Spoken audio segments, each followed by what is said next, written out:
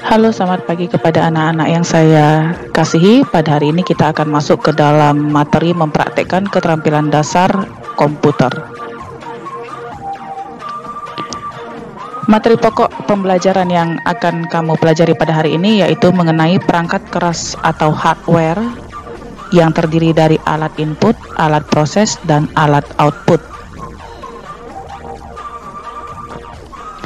Nah, setelah mengikuti pembelajaran operasi dasar komputer, kamu diharapkan dapat mengidentifikasi perangkat keras yang berfungsi sebagai alat input dan fungsinya, mengidentifikasi perangkat keras yang berfungsi sebagai alat proses dan fungsinya, mengidentifikasi perangkat keras yang berfungsi sebagai alat output dan fungsinya. Jadi nak, apakah sebenarnya perangkat keras atau hardware itu?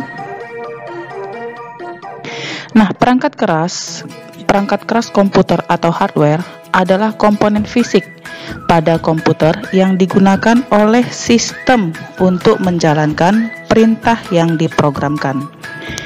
Dalam arti singkat di sini, hardware juga dapat diartikan komponen pada komputer yang bisa disentuh, ya. Jadi hardware itu dapat diartikan sebagai komponen pada komputer yang bisa disentuh, dilihat, dan diraba. Ada beberapa macam komponen perangkat keras komputer, yaitu alat input, alat proses, alat output. Kita akan bahas satu persatu. Yang pertama yaitu alat input. Nah, anak saya, alat input merupakan perangkat keras yang digunakan untuk memasukkan dan mengirimkan data atau program dalam bentuk data digital yang akan diproses oleh komputer tersebut. Ya. Jadi kalau tidak ada di sini, memang sengaja saya tidak buat pengertiannya di dalam slide kamu. Jadi jika menurut kamu tidak bisa langsung menghafal apa yang saya ucapkan, silahkan dicatat. Langsung buka buku catatannya kemudian dicatat, ya. Saya ulangi, alat input merupakan perangkat keras yang digunakan untuk memasukkan dan mengirimkan data atau program dalam bentuk data digital yang akan diproses oleh komputer. Ada beberapa contohnya di sini, ya. Contoh untuk alat input yang pertama yaitu keyboard. Sering kita katakan itu papan ketik pada komputer, bukan keyboard untuk kamu bermain organ, piano, musik, ya. Nah, yang kedua itu ada mouse. Mouse ini dia berfungsi untuk penunjuk posisi kursor atau pointer pada layar monitor. Ketiga, joystick yang sering kamu gunakan untuk bermain game. Lalu ada juga mikrofon. Mikrofon ini untuk merekam suara, dan webcam itu kamera yang merekam atau mengirimkan gambar yang diperoleh secara langsung, ya. Sudah? Next, kita masuk ke alat proses. Nah, tadi sudah alat input yang merupakan alat masukan. Sekarang alat proses. Alat proses itu merupakan perangkat keras yang berfungsi untuk memproses data dan mengolah data yang diberikan oleh perangkat input, ya. Perangkat keras yang berfungsi untuk memproses data dan mengolah data yang diberikan oleh perangkat input, yang kemudian akan ditampilkan oleh perangkat output, ya. Di sini ada contohnya motherboard. Motherboard itu merupakan papan sirkuit utama. Nah, di sini di motherboard inilah nanti akan ada beberapa hardware yang lainnya yang akan dicantolkan, bahasa apanya, dihubungkan di dalam supaya komputer tersebut tadi bisa berfungsi dengan baik. Sudah? Kemudian ada RAM atau memori. Ya, memori ini tempat kita menemukan instruksi-instruksi yang hendak dikerjakan. Dapat juga dikatakan sebagai media penyimpanan sementara.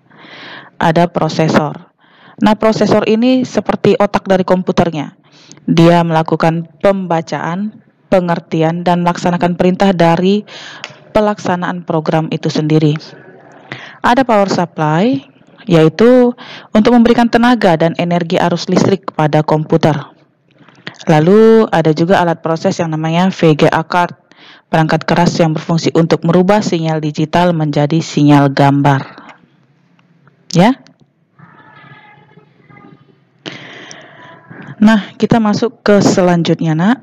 Itu ada alat output. Anak saya, alat output itu maaf ya, maksud saya alat output itu merupakan perangkat keras komputer ya. Perangkat keras komputer yang berfungsi mengeluarkan hasil proses dalam komputer ya. Dia itu dapat berupa teks, grafik ataupun gambar. Nah, contohnya di sini bisa kita lihat ada monitor, ada printer, ini untuk mencetak ya ke dalam kertas, speaker itu untuk menghasilkan suara, lalu ada proyektor, ini biasanya kita proyeksikan ke dinding atau ada nanti layar yang diletakkan di dekat dinding ya, jadi hasilnya akan menjadi lebih besar.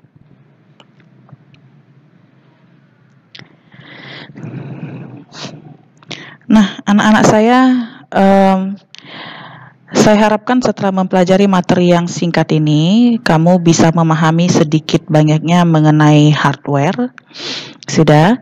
Nah, jangan lupa untuk membaca kembali materi yang ada di dalam buku pelajaran kamu apabila ada, atau sharing-sharing sama ibu juga boleh, atau mencari informasi melalui internet ya.